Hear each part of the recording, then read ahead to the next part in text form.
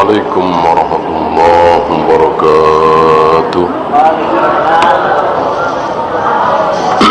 Innal hamdalillah nahmaduhu wa nasta'inuhu wa nastaghfiruh wa na'udzu billahi min shururi anfusina wa min sayyiati a'malina. Man yahdihillahu fala mudilla lahu wa man yudlil fala hadiya lahu. Asyhadu an la ilaha illallah wahdahu la syarika lahu wa asyhadu anna Muhammadan abduhu wa rasuluhu. Wa ba'd. Kita masuk awal dari suratul Kahfi. Al-Kahfi artinya apa, Bu? Iya, goa. Kalau Al-Baqarah? Iya, sapi betina, karena di antara isi surat Al-Baqarah adalah tentang perintah Allah untuk menyembelih sapi betina. Kalau Ali Imran artinya? Keluarga Imran. Karena salah satu dari isi surat Ali Imran menceritakan tentang kisah keluarga Imran. Ada Zakaria, ada siapa? Ada Maryam, ada Isa, ada Hana. Ya. Kalau at-taubah artinya taubah. At-taubah artinya taubat. Karena salah satu isi surat at-taubah adalah menyatakan bahwa 3 orang yang bersalah tidak ikut perang Tabuk dinyatakan diampuni dosanya. Siapa 3 orang itu? Salah satunya Ka'ab bin Malik. Nah, kenapa surat yang akan kita pelajari ini disebut Al-Kahfi? Al-Kahfi tadi artinya apa? Gua. Karena di dalamnya ada kisah tentang 7 pemuda, anak bangsawan melarikan diri dari istana, takut tidak bisa mempertahankan akidahnya, keislamannya, karena istana dan mayoritas masyarakat waktu itu kufur, menyembah berhala. 7 pemuda ini bertauhid, khawatir nanti akan ketularan kufur, maka 7 pemuda ini melarikan diri. Capek, jalan terus capek, akhirnya istirahat di sebuah goa. Goa itu ada di mana, Bu? Enggak tahu. Di Al-Quran enggak disebut, di hadis enggak disebut. Ya, enggak perlu kita meraba-raba. Ya, nama guanya apa enggak perlu tahu. Ya, kita awali keutamaan surat Al-Kahfi. Kemarin kaidah tafsir Al-Quran ada berapa? Masih ingat? Yang pertama, menafsirkan Al-Quran dengan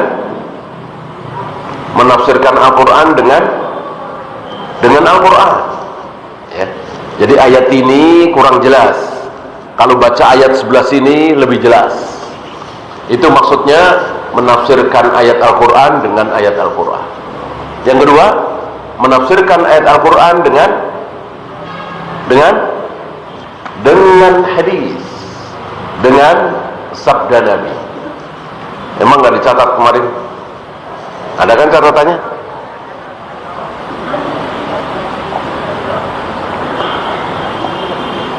Yang kedua, menafsirkan Al-Quran dengan apa tadi? Dengan hadis, sabda Nabi. Hadis itu apa sih? Sunnah itu apa ini? Hah? Iya, sabda Nabi. Apa lagi? Sabda Nabi doang? Iya, perbuatan Nabi. Sabda Nabi, perbuatan Nabi. Itu doang? Hah? Iya, diamnya Nabi. Diamnya Nabi itu sunnah. Misalnya Khalid bin Walid dan beberapa sahabat makan daging dob. Daging dob sering diterjemahkan dengan biawak, tapi saya kira kurang tepat terjemahan ini. Makan daging dob, Nabi ada di situ. Nabi dia berarti Nabi nggak mau makan. Nabi nggak mau makan, tapi Nabi dia berarti daging dob itu halal apa haram? Halal. Kalau haram tentu Nabi akan larang. Jangan kalian makan, itu haram. Nabi diam berarti halal. Apa istilahnya?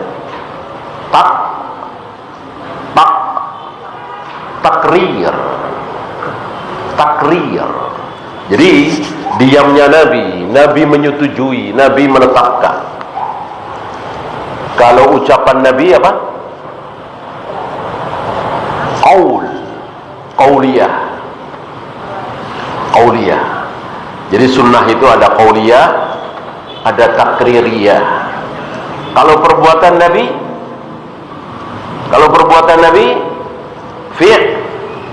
fi'liyah. Sebaik-baik manusia setelah Rasulullah adalah Abu Bakar, kemudian Umar, kemudian Utsman. Nabi pernah nggak ngomong seperti itu? Belum pernah. Yang ngomong seperti itu siapa? Sahabat. Khairun nas ba'da nabihim Abu Bakar, summa Umar, summa Utsman. Sebaik-baik manusia setelah nabinya adalah Abu Bakar, kemudian Umar, kemudian Utsman. Para sahabat ngomong begitu. Nabi dengar, Nabi diam. Nabi diam berarti setuju apa nggak setuju? Pasti setuju. Kalau nggak setuju tentu Nabi nggak diam. Nabi larang. Ini pun sama.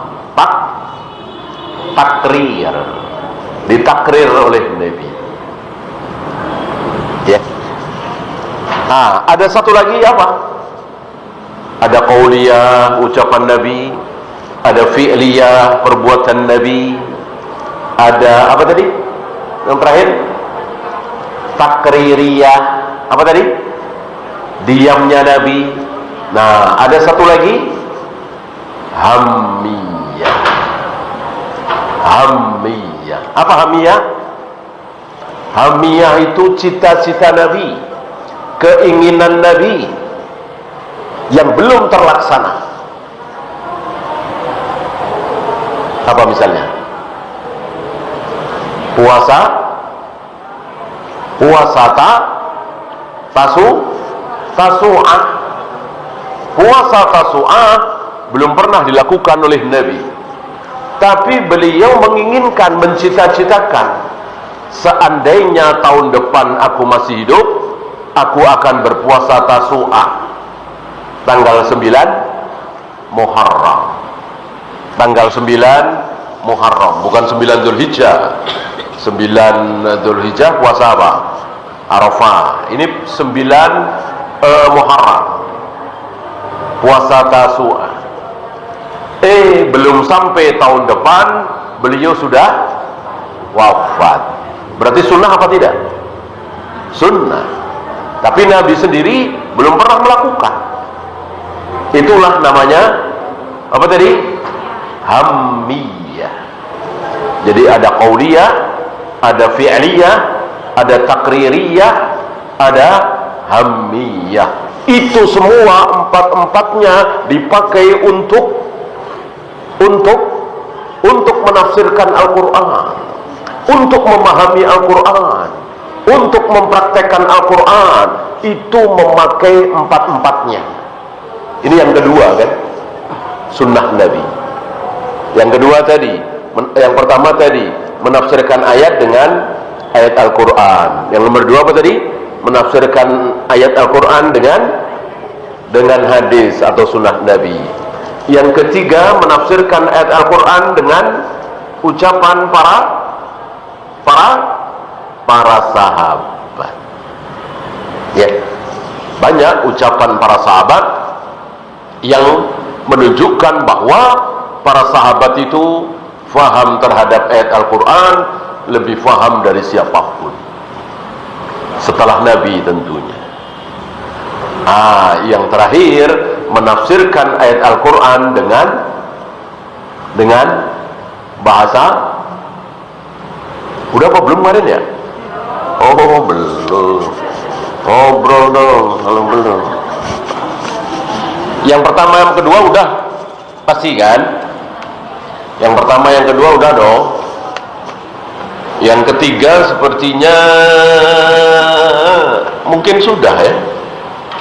Pokoknya menafsirkan Al-Quran itu caranya ada empat.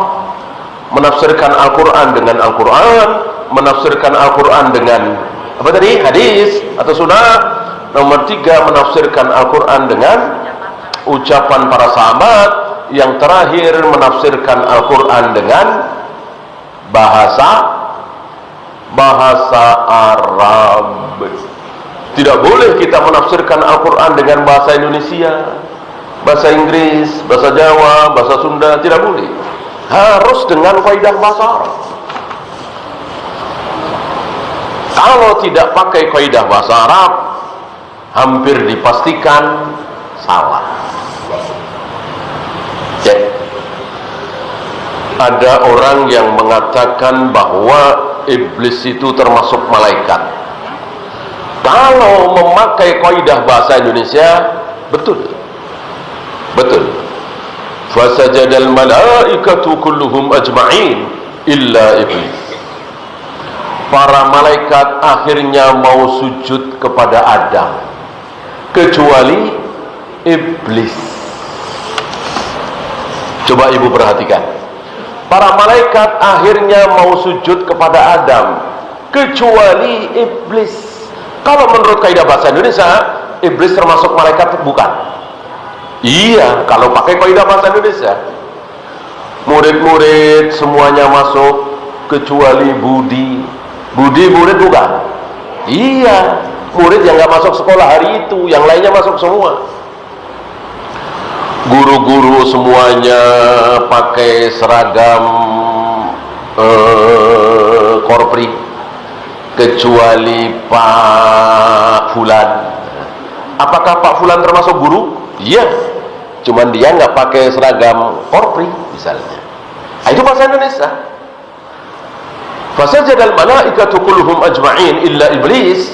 Para malaikat akhirnya mau sujud kepada Adam kecuali iblis. Kalau pakai bahasa Indonesia berarti iblis termasuk malaikat. Itu bahasa Indonesia. Tapi ini bahasa Arab. Bahasa Arab istisna itu, perkecualian itu ada muttasil, ada munfasil atau ghairul muttasil. Ada perkecualian yang nyambung, ada perkecualian yang tidak nyambung. Kalau bahasa Indonesia nyambung semua. Maka kita, ibu, saya dan orang Indonesia barangkali akan bengong, heran mendengar orang Arab mengatakan kita semua datang kecuali anjingnya. Kan ngomong apaan itu? Ya, bahasa Arab biasa. Jadi perkecualian itu tidak harus nyambung. Oleh karena itu, walaupun iblis bukan malaikat, jelas iblis bukan malaikat ya. Iblis bukan malaikat, bukan manusia, tapi bukan hewan, tapi Tapi maksud nggak tahu iblis dari jenis apa? Hah? Iblis itu setan itu sifat ya. Jadi yang benda itu cuman malaikat, manusia, satu lagi jin. Jibril, Mikail, Munkar, Nakir, Malik itu jenis malaikat. Kita semua ini jenis manusia. Nah, iblis jenis apa? Jin. Jin. Adapun setan itu bukan zat. Setan adalah sifat. Setan bisa menempel pada diri manusia, bisa menempel pada diri jin. Maka dalilnya minal jinnati wan nas. Setan itu bisa dari jenis jin, bisa dari jenis manusia. Ya. Ini sebuah contoh betapa bahayanya kita memahami Al-Quran dengan kaidah bahasa Indonesia, dengan kaidah bahasa Jawa, dengan kaidah bahasa Sunda, bahasa Aceh, bahasa Lampung, bahasa Inggris, bahasa Jerman. Bahaya. Dan nanti nggak akan paham. Harus dengan kaidah bahasa Arab. Ya. Ya, Ibu boleh catat itu 4 kaidah tafsir. Sekarang kita masuk ke surat apa tadi? Nah, Al-Kahfi. Artinya gua.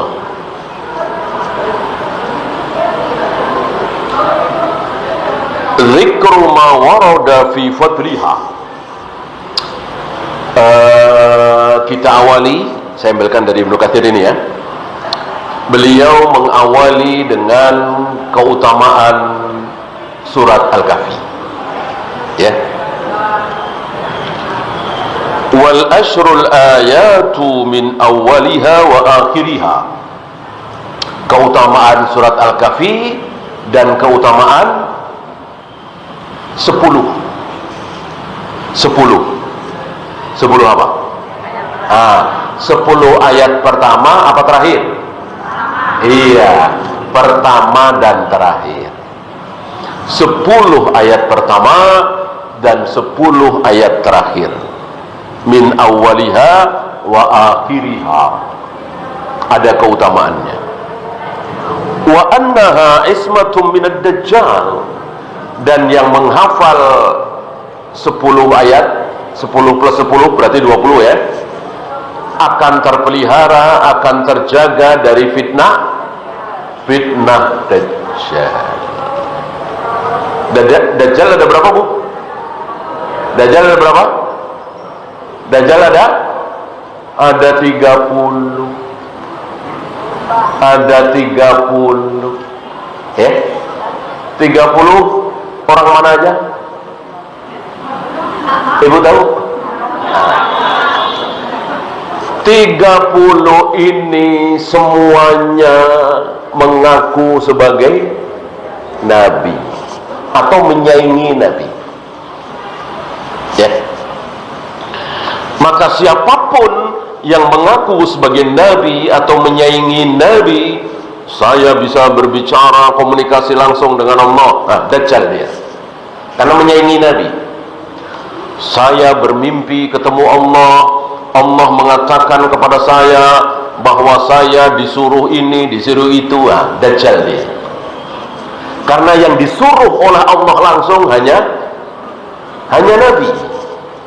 Selain nabi, sekelas Imam Syafi'i, Imam Bukhari, bahkan Abu Bakar, Umar belum pernah disuruh langsung oleh Allah. Yang disuruh langsung oleh Allah hanya nabi. Maka ketika ada orang mengatakan saya disuruh langsung oleh Allah untuk menikahi si fulana, untuk menyampaikan ini, untuk mengajak bapak-bapak sekalian ikut saya ke satu tempat Dajjal. Dia adalah Dajjal. Siapapun yang mengaku sebagai nabi atau mengaku seperti nabi, gitu. Adapun Dajjal yang rambutnya keriting, matanya buta sebelah. Matanya satu apa dua, Bu? Matanya dua, cuman yang satu cacat, seperti anggur kering. Pernah lihat anggur kering? Pernah ya? Lah kira-kira begitu. Badannya gempal, rambutnya keriting, di dahinya ada tulisan kafaro, kafir. Wajahnya mirip-mirip Abdul Uzza bin Qattan. Jadi ada seseorang di zaman jahiliyah namanya Abdul Uzza bin Qattan. Kata Nabi, ya mirip-mirip dia ya. Saya tidak bisa menggambarkan ya, belum pernah ketemu dengan Abdul Uzza bin Qattan. Ya kira-kira begitu, gempal, keriting, buta sebelah, apalagi ya, membawa sesuatu seperti surga dan neraka. Yang surga itulah neraka, yang neraka itulah surga. Artinya Dajjal itu pengikut iblis, menipu. Jadi kalau kata Dajjal, aku masukkan engkau ke surgaku, padahal itu neraka. Aku masukkan engkau ke nerakaku, padahal itu surga. Itu Dajjal yang terakhir, yang terbesar. Sebelum itu ada sekitar 29 Dajjal yang rata-rata mengaku sebagai Nabi. Nabi mengatakan ad-dajjalun al-kadhibun, Dajjal pendusta. Dusta, Dajjal ini dusta sedusta-dustanya.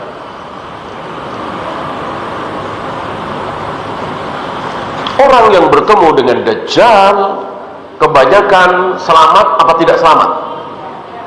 Kebanyakan tidak selamat. Yang selamat sedikit sekali. Mana tipu daya Dajjal ini luar biasa. Ya bayangkan, dia datang ke satu negeri, tempat yang hijau, makmur, asri, sejahtera, tapi dia kecewa dengan penduduknya karena nggak mau ikut dia, nggak mau nyembah dia. Dia teriak, amsik min kunuzi, wahai bumi, tahanlah perbendaharaanmu. Tiba-tiba negeri itu seketika menjadi kering, kerontang, gersang, tandus.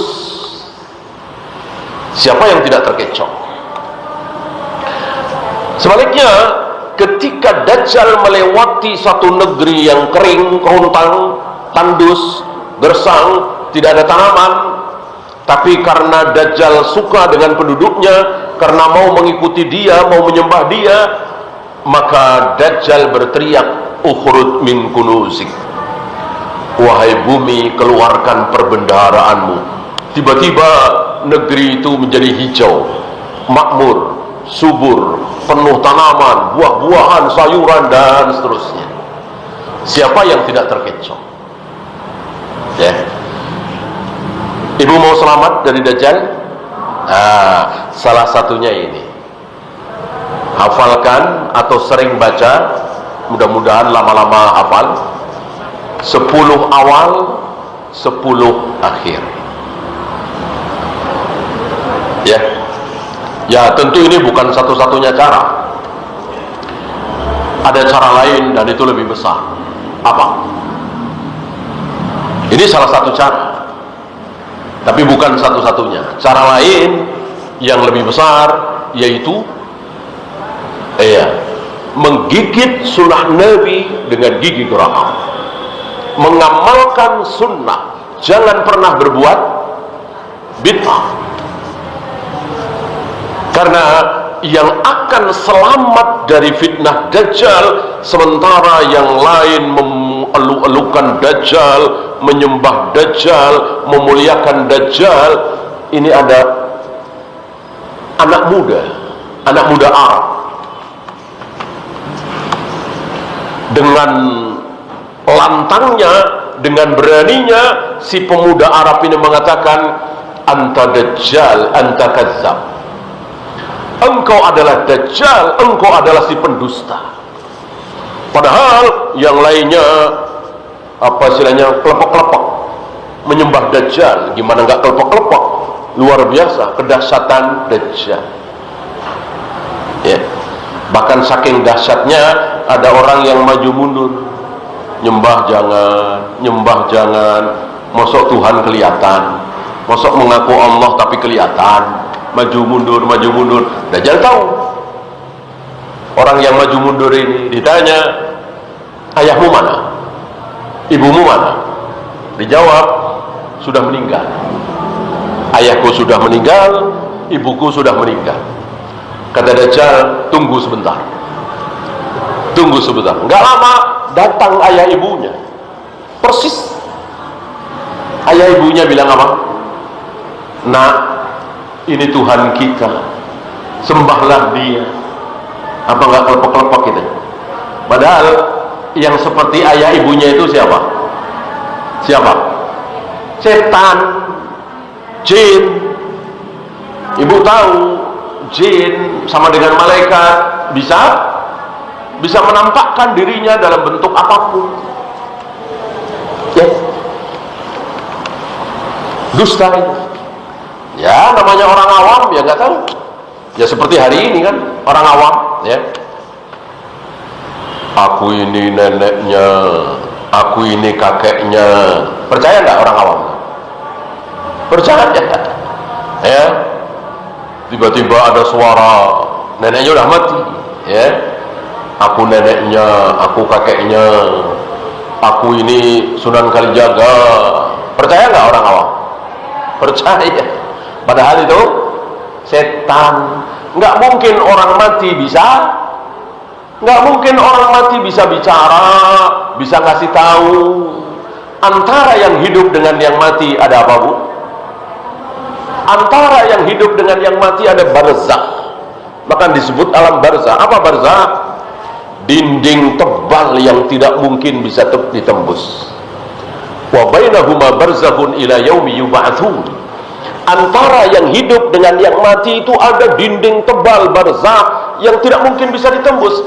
Artinya tidak mungkin ada hubungan komunikasi antara yang hidup dengan yang mati dalam bentuk apapun, termasuk mimpi.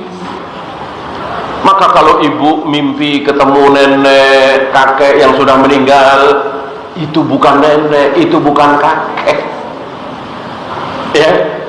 Itu ya mungkin bayangan kita saja, atau bisa setan. Kalau si nenek itu mengatakan, kok nenek nggak ditahlilin ya, mestinya kamu nahlilin nenek. Ah, pasti itu, jangan ragu, itu pasti setan. Kerjanya setan ngapain sih? Nipu, selalu nipu. Sama dengan iblis, ngikutin iblis, nipu, nggak mungkin jujur, ya. Karena awam, nggak tahu ilmu, iya aja.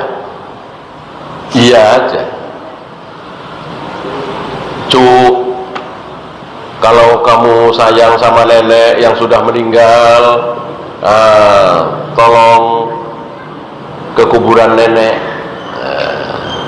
bacakan Al-Quran di atas kuburan nenek, ya, sambil bawa ayam putih kemenyan, ya.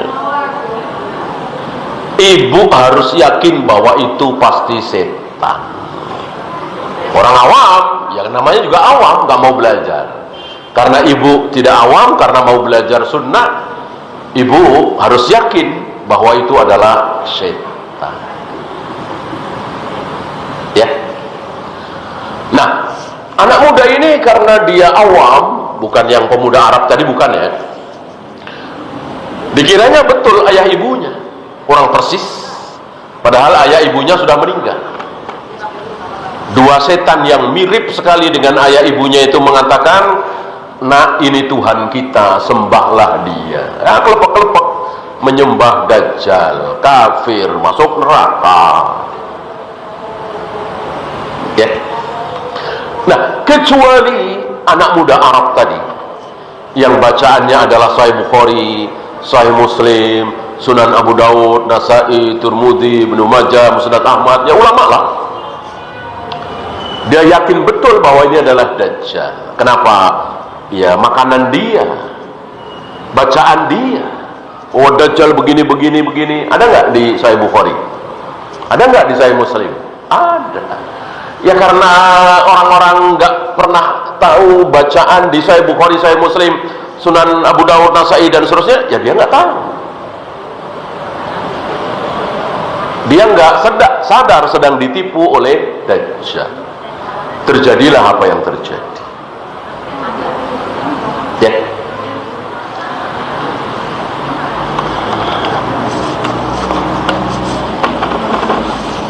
Nah, ketika anak muda Arab yang bacaannya Sahih Bukhari, Sahih Muslim ini tidak mau menyembah Dajjal, Dajjal marah.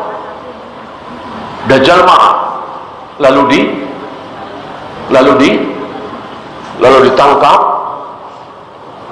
dibelah badannya, dibelah dua, kemudian diinjak-injak, matilah. Setelah mati, si Dajjal teriak, "Kum, berdirilah." Tiba-tiba anak muda ini berdiri lagi, hidup lagi. Dengan congkaknya si Dajjal bertanya, "Masih tidak percaya kalau aku ini Tuhan? Kalau bukan Tuhan, mana mungkin bisa berbuat seperti ini, menghidupkan orang mati?" Anak muda ini menjawab, "Tadi sebelum engkau bunuh aku, kemudian dibelah, kemudian diinjak-injak, kemudian dihidupkan lagi, sebelum itu aku yakin betul bahwa engkau Dajjal. Sekarang aku tambah yakin bahwa engkau betul-betul Dajjal, si pendusta." Aku tidak menyangka pemuda Arab yang disabdakan oleh Nabi ternyata aku sendiri. Aku nggak nyangka. Aku mengira itu entah siapa, nggak taunya aku sendiri. Aku yakin betul bahwa engkau betul-betul Dajjal, si pendusta. Dan setelah ini engkau tidak bisa berbuat seperti yang engkau lakukan terhadap diriku tadi. Nggak bisa membunuh siapapun, nggak bisa menghidupkan siapapun. Dan betul, Dajjal nggak tahu. Anak muda ini tahu, Dajjal nggak tahu. Maka Dajjal mau bunuh lagi si anak muda ini. Tiba-tiba Allah rubah badan anak muda ini seolah seperti besi baja, tidak mempan senjata apapun. Nah, maka ibu akan selamat dari fitnah Dajjal, fitnah syubhat, aliran sesat, kalau ibu seperti anak muda ini. Apa?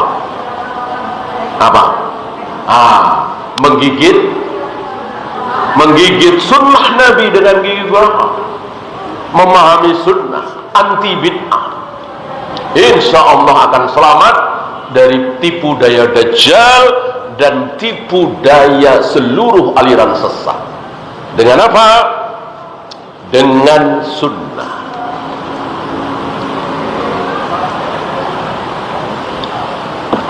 Nah, ini salah satunya. Maka tidak ada salahnya ibu hafalkan 20 ayat tadi, 10 plus 10, awal dan akhir. Ya. Saya bacakan riwayat yang dibawakan oleh beliau.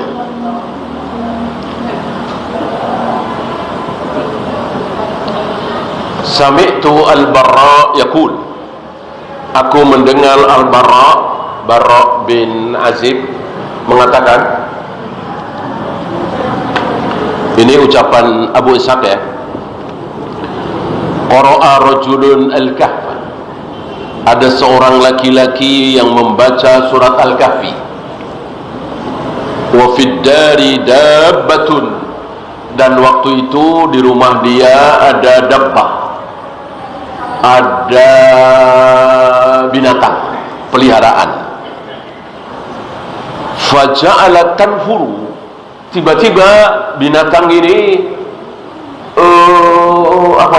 belingsatan, nggak tenang, seperti ada yang dilihat, seperti melihat sesuatu, ketakutan.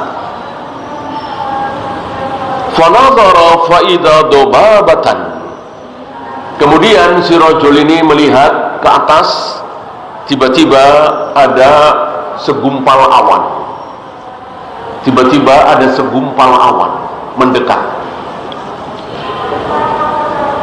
Qad ghasyiyathu, seolah-olah awan ini menutupi dia atau rumahnya. Fadzakara dzalika lin-nabi sallallahu alaihi wasallam faqala, besoknya rajul ini mengkisahkan kisah tadi kepada Nabi sallallahu alaihi wasallam. Nabi bersabda, "Iqra fulan." Bacalah. Bacalah, mestinya terus, jangan diem, terus bacalah. Fa innaha sakinatu, itu adalah sakinah. Pernah dengar Bu sakinah? Pernah dengar kan sakinah? Pernah ya? Biasanya kalau ada apa sakinah? Ada perkawinan kan? Sakinah, mawaddah, rahmah. Kira-kira apa sakinah? Iya, ketenangan, sakinah. Alaikum bisakinati wal waqar. Perintah Nabi kepada orang-orang yang akan menuju sholat berjamaah sementara sudah qomat, ya, takut ketinggalan, takut masbuk, terus lari-lari, boleh nggak? Boleh nggak? Nggak boleh, nggak boleh. Kata Nabi, alaikumus sakinati, alaikum bisakinati wal waqar. Kalian harus tenang, nyaman, berjalan, tidak boleh lari, ya.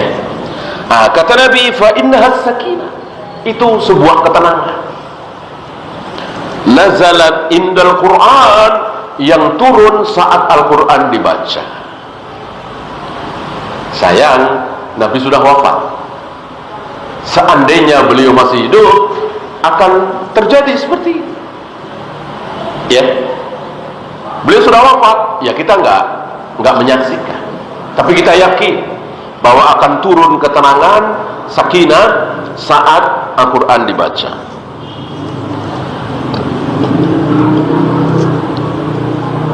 Dan yang dibaca di sini melewati surat Al-Kahfi, ya, atau yang dibaca itu surat Al-Kahfi.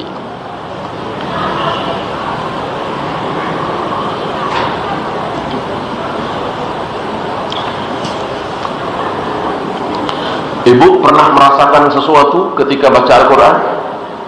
Ada ketenangan gitu ya? Ya.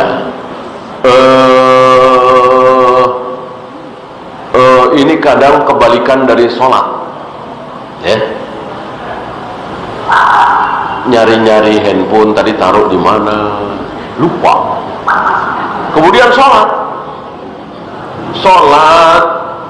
belum ruku, inget tadi di depan itu, naruhnya di depan itu. Kalau diambil orang gimana? Itu. Jadi ada setan khusus namanya Hinzab, itu mengingatkan kita tentang sesuatu yang besar di hati kita saat sholat. Sebelum sholat belum diingetin, begitu pas sholat kita diingetin, bikin nggak tenang, bikin was-was, gitu ya.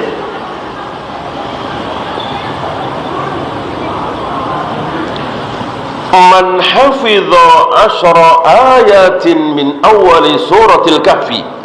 Ini yang kita bahas tadi. Sabda Nabi alaihi salatu wassalam, barang siapa yang menghafal 10 ayat min awali suratil kahfi, di awal surat Al-Kahfi, nanti ada yang di akhir ya.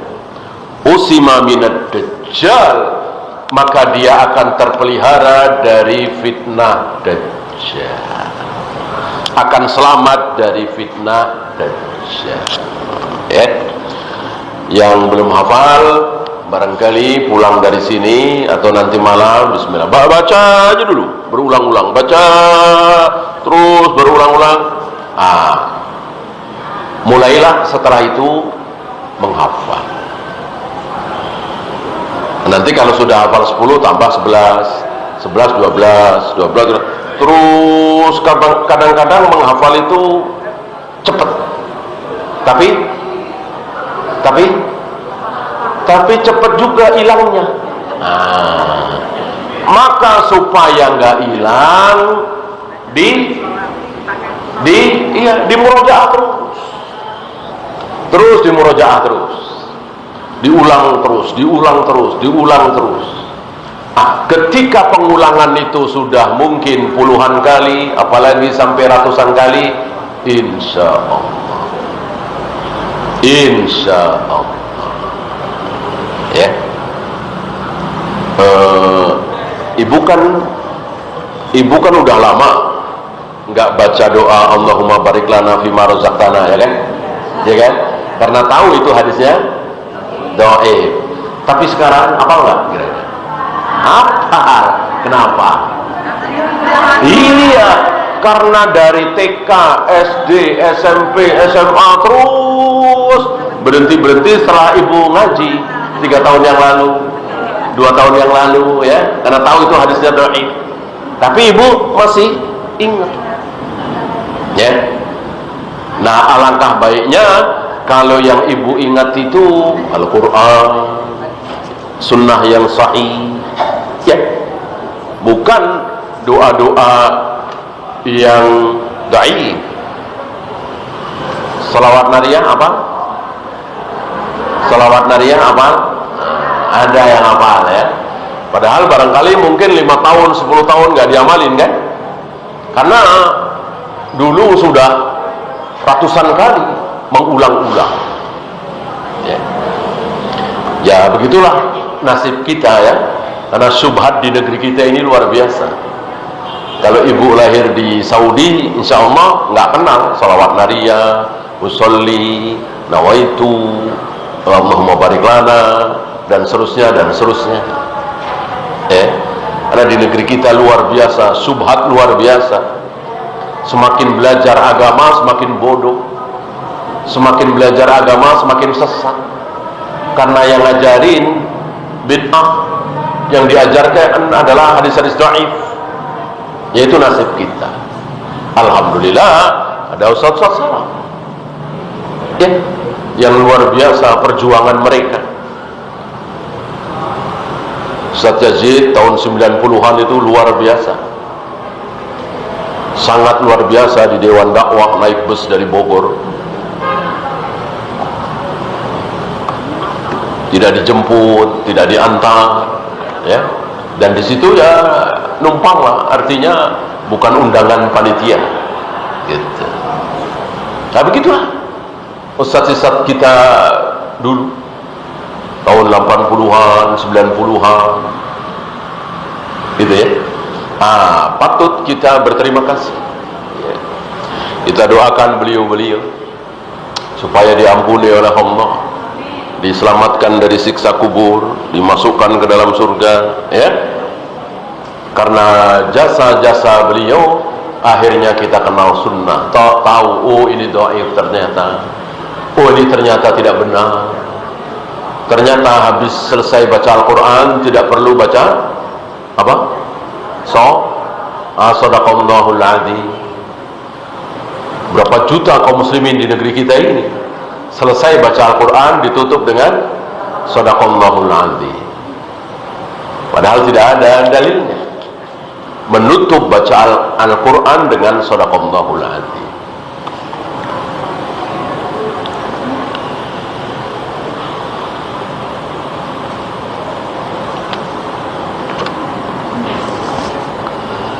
Man qara'al ashral awakhir.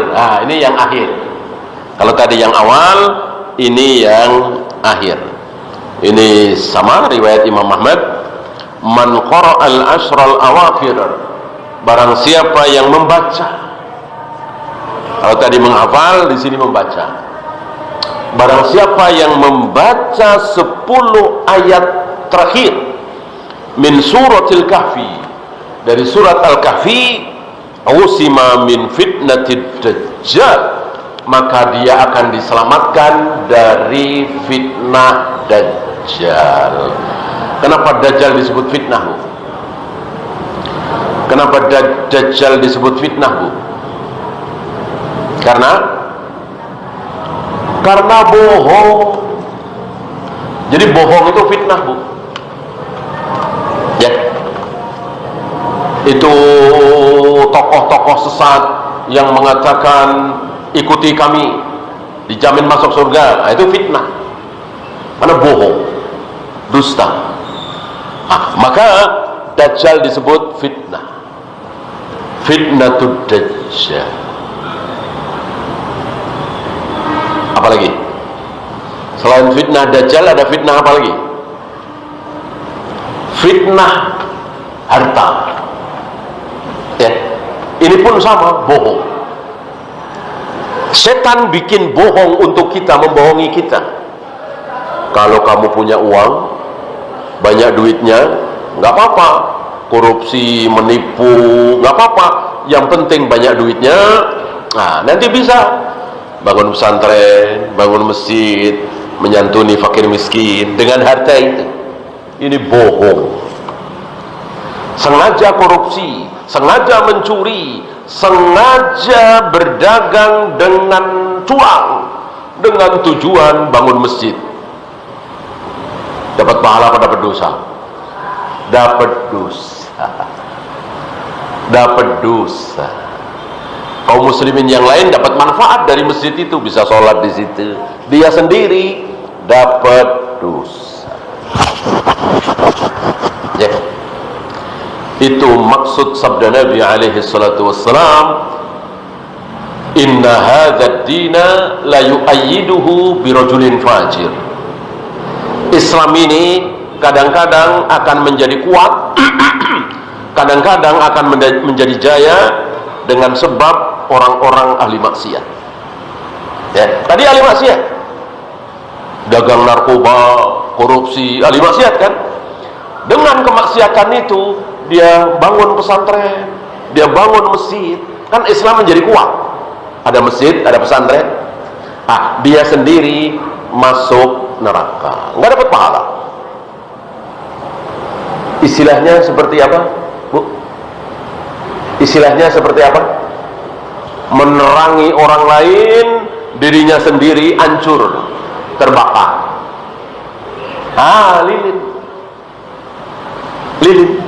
Lilin seperti itu. Lilin itu menerangi orang lain dengan apinya, dengan cahayanya, tapi dirinya sendiri hancur, terbakar. Jangan sampai seperti itu. Ya. Apalagi masalah sholat, masalah saum, masalah baca Al-Quran, masalah ibadah, masalah akhirat. Orang yang harus kita nomor satukan adalah masalah sholat, masalah saum, masalah pahala, masalah dosa, masalah akhirat. Orang yang harus kita nomor satukan adalah sekarang masalah dunia dulu ya. Uang, makanan, rumah, mobil, harta. Orang yang harus kita nomor satukan siapa? Orang tua. Orang tua, ya. Saya bangun rumah misalnya, saya beli mobil bagus misalnya. Yang harus kita nomor satukan, yang harus saya nomor satukan orang tua saya. Ya. Sebelum anak istri saya. Gitu. Ini dunia. Harta, mobil, rumah. Nah, sekarang bukan dunia, akhirat. Akhirat. Ya ibadah, ya baca Al-Quran, ya jihad, ya sholat. Itu yang harus kita nomor satukan siapa? Diri kita sendiri. Diri kita sendiri. Maka ibu nggak usah mikir tetangga dulu, nggak usah mikir keluarga dulu, nggak usah mikir yang lain, orang tua segala macam. pikir ibu udah sholat dengan benar belum, udah saum dengan benar belum, udah zakat belum, udah haji belum, dan seterusnya. Diri kita sendiri ya. Nomor 2, setelah diri kita, nomor 2 siapa? Iya, keluarga. Kan ayatnya jelas, insya Allah ibu hafal. Aku anfusakum wa ahlikum nara. Jagalah dirimu sendiri dari api neraka, kemudian keluargamu, anak istri. Maka mertua, orang tua, paman, bibi, nomor sekian. Artinya ya biarin aja, yang penting saya dan keluarga saya dan anak istri saya, itu aja dulu. Setelah itu baru ajak mertua ngaji, ajak orang tua sholat berjamaah di masjid, dan seterusnya. Nomor 1, diri kita dan anak istri kita. Kalau ibu, ya diri ibu sendiri, kemudian anak-anak. Apakah ibu akan ditanya oleh Allah seandainya suami ibu tidak sholat, tidak saum? Akan ditanya apa tidak? Tidak ada pertanyaan untuk seorang wanita, kenapa engkau biarkan suamimu tidak sholat? Kenapa engkau biarkan suamimu mabuk, judi? Tidak. Yang akan ditanya adalah suami. Kenapa engkau biarkan istrimu tidak pakai jilbab? Kenapa engkau biarkan anak istrimu tidak sholat? Akan ditanya. Oleh karena itu, berbicara tentang emansipasi wanita antara kaum muslimin dengan orang-orang kafir nggak akan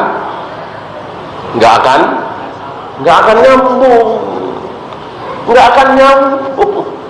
Orang-orang kafir berpikirnya terlalu cetek, terlalu dangkal, dunia, nggak berbicara sampai ke sini, maka nggak akan nyambung. Levelnya itu terlalu rendah orang-orang kafir itu. Adapun Islam kaum muslimin berbicara tentang emansipasi wanita, dunia dan akhirat. Wanita betul-betul dimanjakan oleh Allah, tidak akan ditanya keadaan suaminya. Mau mabuk, mau zina, mau judi, mau nggak sholat, istri nggak ditanya. Mana? Contoh besarnya mana? Contoh besarnya siapa?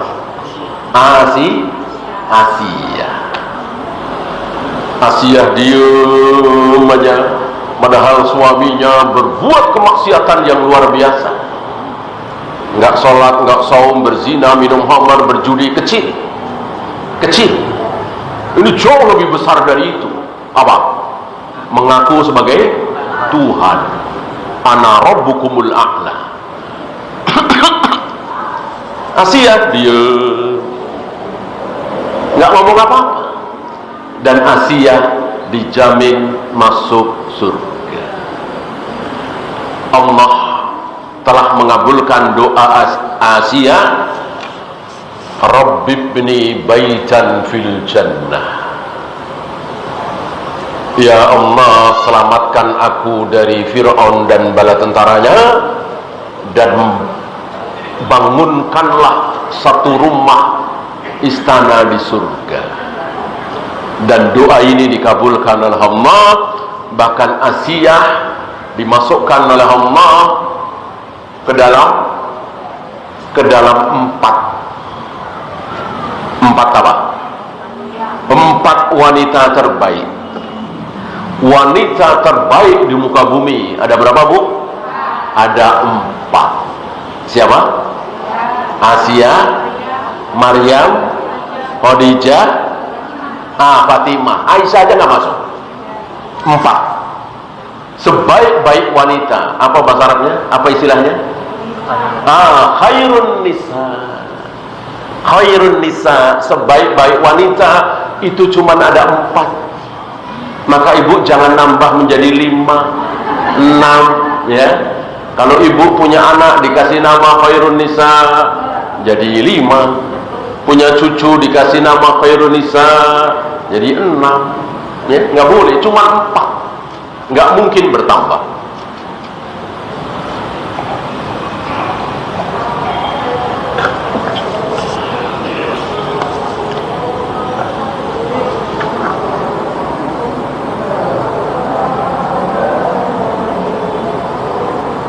Banyak sekali hadis-hadisnya semakna, ya.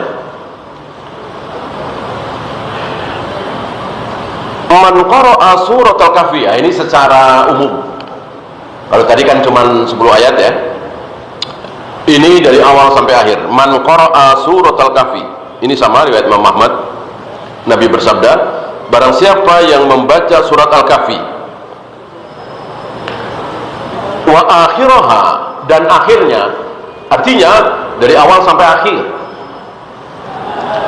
kanat lahu nuran min qadamihi ila ra'sihi, maka Allah jadikan cahaya dari telapak kakinya sampai ke kepalanya. Sayang tidak kelihatan. Kalau kelihatan barangkali kita akan berlumba, ya. Dan Allah memang tidak mau memperlihatkan. Padahal kalau Allah mau memperlihatkan dikit saja selesai, ya. Akan menjadi baik semua, rajin semua, semangat semua, ya. Bahkan kata Nabi, seandainya manusia mendengar rintihan siksa kubur, maka selesai. Orang akan baik semua, akan soleh semua, akan taat semua, beristighfar, ruku, sujud, bertasbih, bertahmid, tidak mau ngapa-ngapain. Dan Allah tidak mau seperti ini, ya.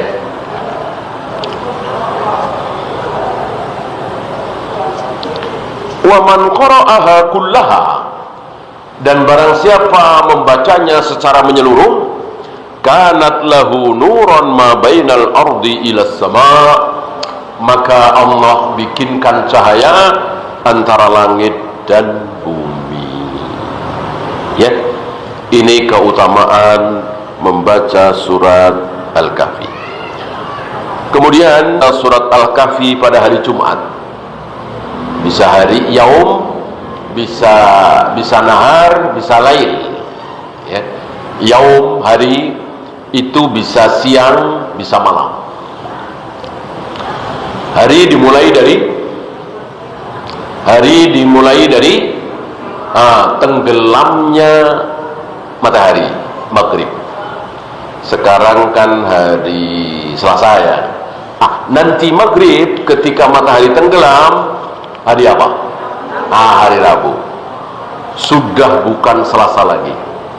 Maka menyebut Selasa malam tidak tepat.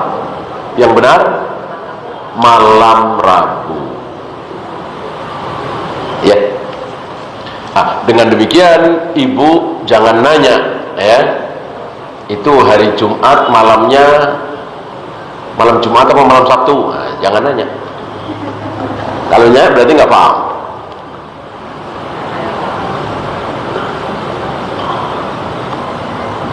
Kalau hari Jumat ibu nggak nanya, ya. Misalnya sekarang ini hari Jumat nih, ibu nggak nanya. Nah, kalau malamnya gimana? Malam Jumatnya apa malam Sabtunya? Jawabnya, malam Jumat. Bukan Jumat malam. Jumat malam sekali lagi sudah bukan Jumat tapi Sabtu, ya. Barang siapa yang membaca surat Al-Kahfi di hari Jumat, bisa siang bisa malam, suti'a lahu nurun min tahti qadamihi ila analis sama, maka Allah akan pancarkan cahaya dari telapak kakinya sampai ke langit. Yudhi'u lahu yaumal qiyamah, nanti akan terlihat pada hari kiamat. Jadi amal-amal kita itu, cahaya segala macam, terlihatnya nanti pada hari kiamat, bukan sekarang.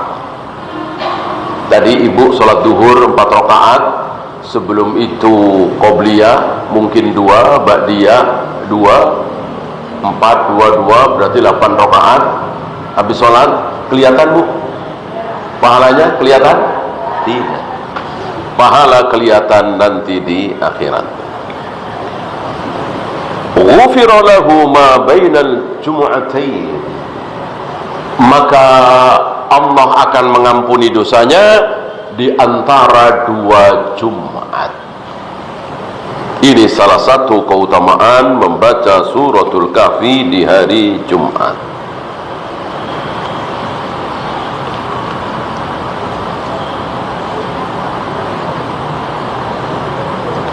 Man qara'a suratul Kahfi kama unzilat, barang siapa yang membaca surat Al-Kahfi sebagaimana ketika diturunkan.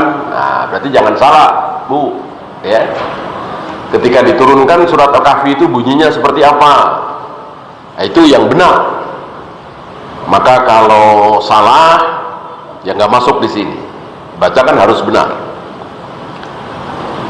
Lahu nuron yaumal qiyamah, maka Allah akan jadikan bagi dia cahaya nanti pada hari kiamat.